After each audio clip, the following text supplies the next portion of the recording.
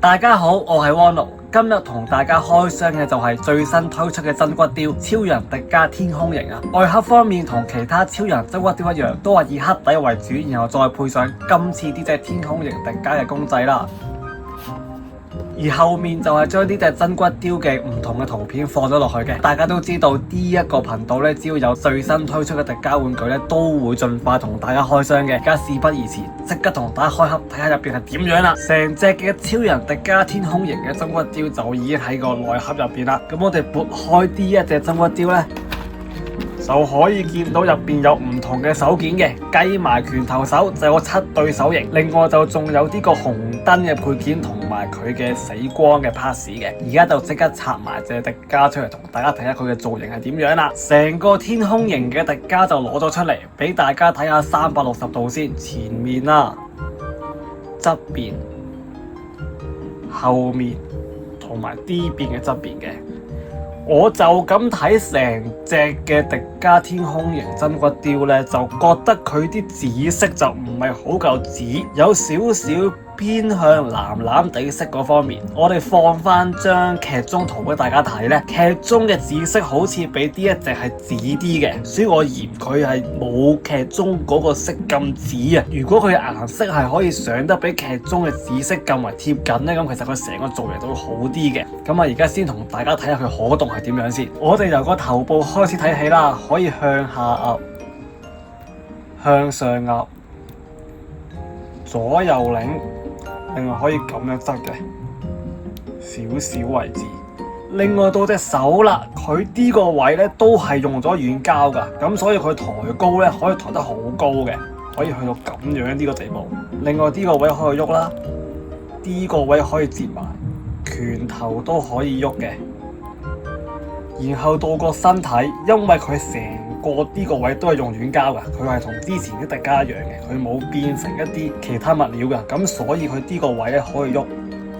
條腰都可以咬得好高，隻腳一樣啦，可以踢得好高嘅，都係同嗰個軟膠地方有關，高到咁嘅可以，然後呢度可以屈，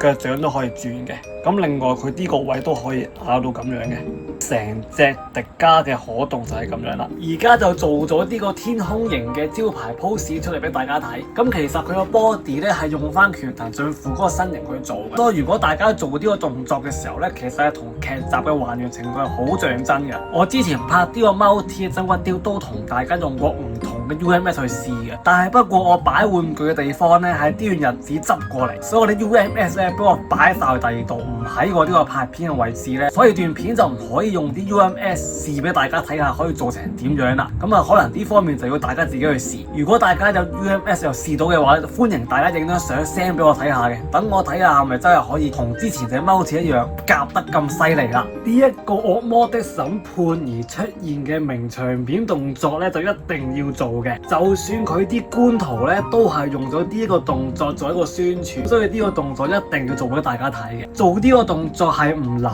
嘅，因為佢條腰用咗軟膠，咁所以你屈上嚟做啲咬腰嘅動作，或者呢隻腳提高嘅動作，都可以完全做到劇中嗰個靈活程度啊！做出嚟嘅效果咧，像真之餘，而做嘅過程一啲都唔難，因為佢用咗軟膠，可以令到成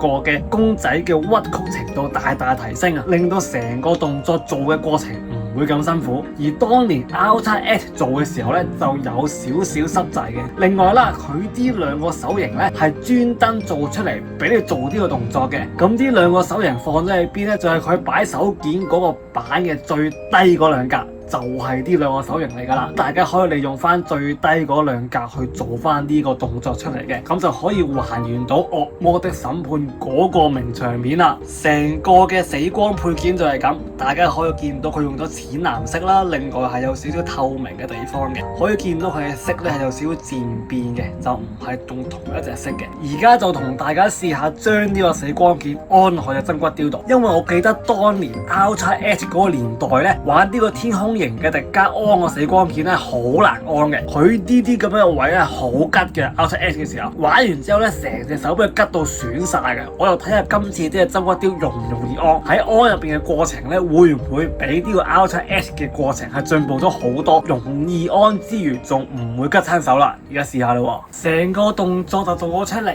因為啱先喺個鏡頭前面安咧，就有少少就嗰個角度啊，咁所以就熄咗個鏡頭就自己安啦。成個安裝嘅過程咧，我覺得比 R7H 係順利好多嘅。但係不過有樣嘢大家係要小心，就係呢兩個位啦。你安嘅時候咧，呢兩個位個膠比較薄啊，咁所以如果你唔小心嘅話，有機會爛呢兩個位嘅。咁大家就要小心啲，唔好整爛呢兩個位。另外咧，你安嘅時候就要小心，唔好俾呢兩個位嘅尖吉拮到佢肚嗰個膠，咁樣嘅話就會有少少孔喺度嘅。咁所以大家都係要小心啲，唔好俾呢個位拮到呢個膠，同埋唔好整住呢兩個位啦。做出嚟嘅效果咧，同劇集都係好相似嘅，但係不過都係嗰句啦。我影相嘅話咧，多數都係將劇入邊嗰個死光 key 落去嘅，就唔會用翻呢個死光件噶啦。所以今次試呢個死光件咧，都係同大家比較翻今次喺安裝嘅過程同喺 R7H 安裝嘅過程有冇改善到嘅啫。兩隻都係以拳騰俊輔嘅身形去做出嚟嘅，迪迦真骨雕咧就放晒喺鏡頭前面啦。咁其實大家都見到嘅，我自己覺得兩隻嘅紫色，即係 D 一隻嘅紫色同埋 D 一隻嘅少少紫色咧，有少少分別嘅。D 隻嘅紫色係深啲，而 D 一隻係淺啲嘅。咁我自己覺得 D 一隻紫色咧係更加貼近，而 D 隻就比較淺啲。另外我就覺得 D 一隻嘅紫色就唔係咁貼近劇入邊啦。咁我係褪過少少先。然後就攞埋呢一隻中村身形嘅迪迦俾大家睇啦，咁就連呢隻中村身形嘅迪迦都攞埋出嚟俾大家睇。咁因為我執過啲玩具嘅地方啊，所以就唔知嗰隻紅迪迦放咗去邊，咁就唔可以 show 晒所有迪迦出嚟俾大家睇啦。咁我已經揾得好